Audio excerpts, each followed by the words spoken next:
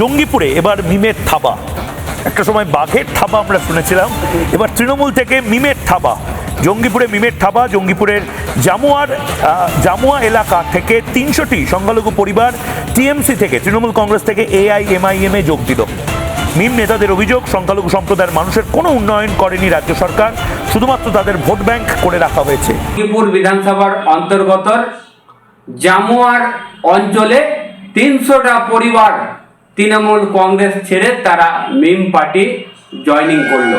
মুর্শিদাবাদের মানুষ তারা জেনে গেছে রাজ্যের মুখ্যমন্ত্রী মমতা ব্যানার্জি সংখ্যালঘু ভোট নিয়ে মুর্শিদাবাদে কাজ কিছু করেনি।